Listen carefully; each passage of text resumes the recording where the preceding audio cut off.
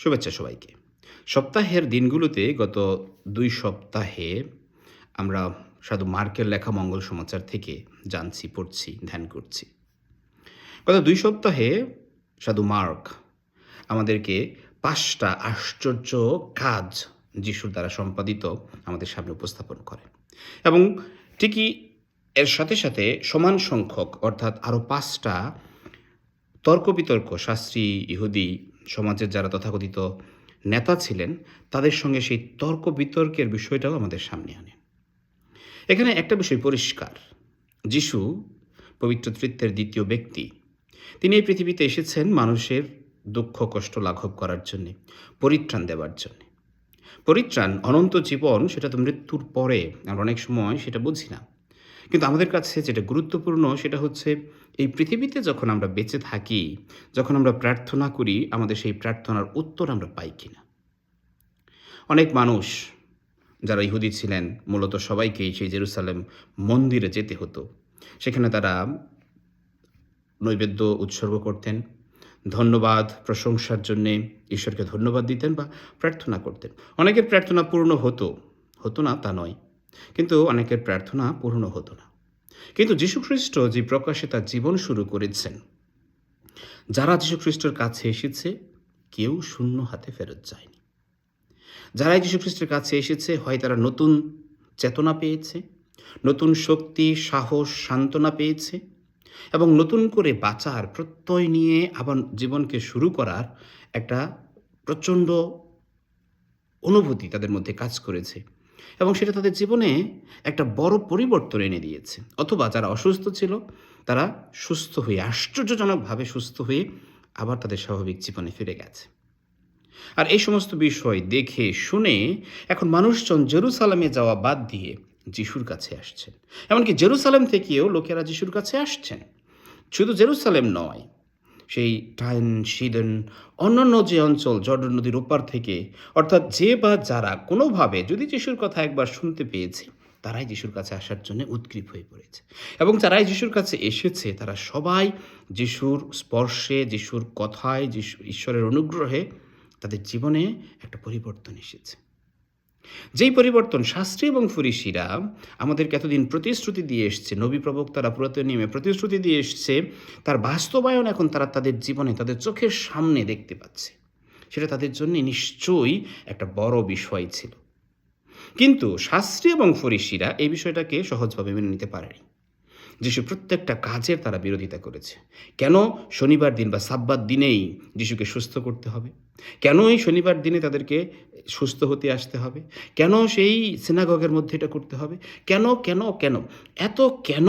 এই কেনর জালে তারা মানুষের জীবনকে সেই সমস্যার মধ্যে বন্দি রাখতে চায়। এমনকি যিশুকে তার যে স্বভাবশুদ্ধ কাজ, তার যে মিশন, সেই মিশন থেকেও দূরে রাখতে চায়। আজকের মঙ্গল সমাচার আমরা কি শুনি? এই স্থানীয় যারা শাস্ত্রী ফরিসিরা ছিলেন, তারা যিশুর সঙ্গে তর্ক বিতর্কে পেরে উঠছিলেন না। এখন তারা কি করলেন? গ্রামের সেই সহজ সরল যুবক বা বাচ্চাদের মতন তাদের বড় ভাইদের ডাক দিলেন। তারা জেরুসালেম থেকে এসছে, যিশুর সঙ্গে একটা ফাইট করতে হবে, যিশুকে একটা উচিত শিক্ষা দিতে হবে। কিন্তু তারা যখন এসেছে, নিশ্চয়ই তারা আগেও শুনে এসেছে সব কিছু কী হয়েছে। তারা যখন এসেছে, শুনেছে, দেখেছে, তারা নিজেরাও অভিভূত। তারা কি উত্তর দেবে? কারণ শাস্ত্র ঘেঁটে, তাদের জ্ঞান, তাদের অভিজ্ঞতা, তাদের প্রজ্ঞা ঘেঁটে যিশুর এই কাজ, কথা, তার উপস্থিতিকে অস্বীকার করার কোনো উপায় নেই। আর তাই তো তারা একটা ভ্রান্ত যুক্তি নিয়ে এসছে। কি সেই যুক্তি? যে যিশু সেই অপদূত রাজের শক্তিতে নাকি অপদূত তাড়াচ্ছে। যীশুখ্রিস্ট খুব চালাক মানুষ ছিলেন। আমরা জানি সেই 12 বছর বয়সে সেই মন্দিরে তিনি কিন্তু শাস্ত্রী ফরিসিদের টেক্কা দিয়ে এসছেন। সেই মরুপ্রান্তরে তিনি কিন্তু শয়তানকে তার যুক্তি, তর্ক, আধ্যাত্মিকতা দিয়ে পরাজিত করে এসেছেন। শয়তান তার কাছ থেকে পালিয়েছে। আর এখন তারা এসেছে যীশুখ্রিস্টের সঙ্গে যুদ্ধ করতে। যীশুখ্রিস্ট খুব সুন্দরভাবে তাদেরকে বলছেন, যুক্তি দিয়ে বলছেন। আমাদের বিশ্বাসের ক্ষেত্রে যুক্তিটা অনেক বেশি গুরুত্বপূর্ণ, বোঝাটা অনেক বেশি গুরুত্বপূর্ণ। অন্ধবিশ্বাস আমাদেরকে কখনোই মুক্তি দেয় না।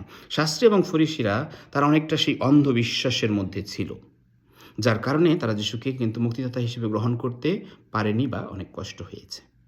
যিশু যেটা বলছেন যে একটা রাজ্য কখনো কিন্তু ভাগ বিভাগ হয়ে গেলে সেটা দাঁড়িয়ে থাকতে পারে না, সেটা ভেঙে পড়বেই, সেটার বিনাশ হবেই। এবং এই কথা বলার মধ্য দিয়ে তিনি কিন্তু শাস্ত্রী এবং ফরিসিদের বা সমাজে যারা নেতৃত্ব দিচ্ছেন তাদেরকে একটা দোষারোপ করলেন। কী সেই দোষারোপ? যে রাজা দাউদ যে কষ্ট করে ঈশ্বরের অনুগ্রহে ভালোবাসায় বিশাল একটা সাম্রাজ্য করে তুলেছেন, সেই সাম্রাজ্যের পতন হয়েছে, 10টা 2টা 2 ভাগে ভাগ হয়েছে। এবং বাহির থেকে আশিরিয়ানরা, বেবিলনিয়ানসরা, অন্যরা এসে তাদের উপর রাজত্ব করছে, কর্তৃত্ব করছে। কেন করতে পারছে? কারণ তাদের মধ্যে বিভাজন, কারণ তারা একতাই নেই, তারা একজন আরেকজনকে সহ্য করতে পারে না। শাস্ত্রীরা সাধারণ মানুষের ভালো দেখতে পারে না, এই দল সেই দলের ভালো ভালো দেখতে পারে না। সুতরাং এই যে বিবাদ বিভেদ, সেগুলো তাদেরকে দুর্বল করে দিচ্ছে। আর এই চিন্তা, এই চেতনা তিনি শাস্ত্রীদের মধ্য দিয়ে আজকে আমাদের কাছেও দিচ্ছেন যে আমরা যদি আমাদের ব্যক্তি জীবনে ভালো মন্দের সেই লড়াইয়ে জিততে না পারি, মন্দ যদি জিতে যায়, তবে আমরা কিন্তু কখনোই ঈশ্বরের অনুগ্রহ পেতে পারি না, কখনোই আমাদের জীবন সুন্দর হতে পারে না। বরঞ্চ আমাদের জীবনের মন্দতা অন্যদের জীবনকেও প্রভাবিত করে মন্দ পথে আসতে, মন্দ জীবনযাপন করতে। খ্রিস্টদের প্রিয়জনেরা, আজকে যিশু আরও একটা সুন্দর কথা বলেছেন, সুন্দর একটা চিত্র দিয়েছেন। সেটা হচ্ছে পবিত্র আত্মার বিরুদ্ধে পাপ করলে তার আর কোনো ক্ষমা নেই। এটার সঙ্গে এটা কীভাবে প্রাসঙ্গিক? শাস্ত্রী এবং ফরিসিরা তারা কিন্তু ভালো শিক্ষিত, তাদেরকে বলা হয়েছে তারা শাস্ত্রে সব কিছু জানে, বোঝে। এমনকি শাস্ত্রী এবং ফরিসিরা তারা সেই 3জন সেই প্রাচ্যদেশীয় পণ্ডিত তাদেরকে কিন্তু বলে দিয়েছে যে যিশুর জন্ম বেথলেহেমে হওয়ার কথা। সেই 3 পণ্ডিত দূর থেকে তারা রাস্তা খুঁজে এসেছে, কিন্তু তারা জানে না যে এক্স্যাক্টলি কোথায় যিশুর জন্মাবার কথা। শাস্ত্রী ফরিসিরা সেটা জেনেছে, কারণ তারা শাস্ত্র পাঠ করেছে, অধ্যয়ন করেছে। তারা জানে, তাদের জানার ক্ষেত্রে কোনো কমতি নাই। তারা জেরুসালেম থেকে যে শাস্ত্রী এবং ফরিসিরা এসছে গালিলিয়া অঞ্চলে, তারা যিশুর কথা দেখে, যিশুর কাজ দেখে বা মানুষের সেই সাক্ষ্য শুনে, প্রচণ্ড ভিড়, সব কিছু দেখে তারা বুঝতে পেরেছে যে এই মানুষ সত্যিই কিন্তু মুক্তিদাতা।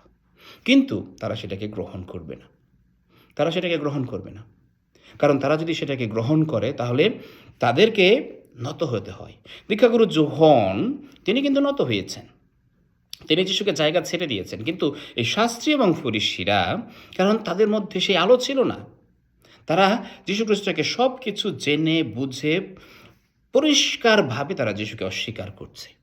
ঠিক একই কাজ করেছে শয়তান, লুসিফার, যে ছিল ঈশ্বরের একজন দূত।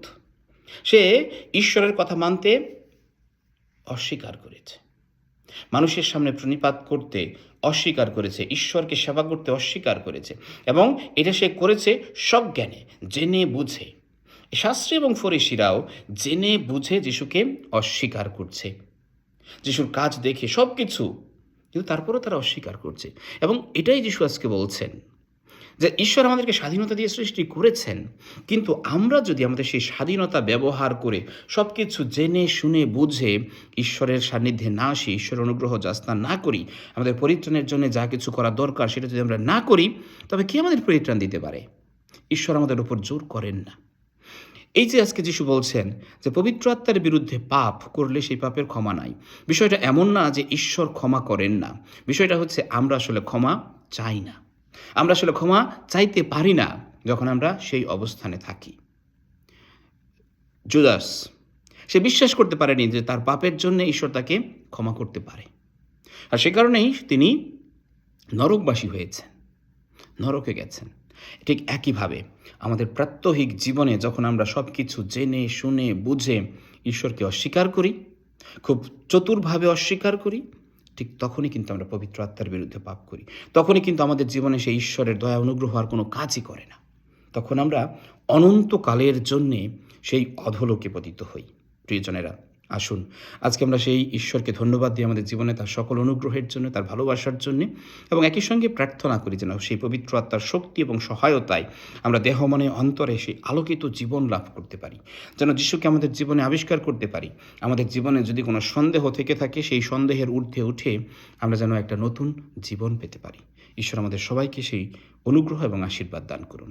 সবার জন্যে শুভকামনা। যিশুতে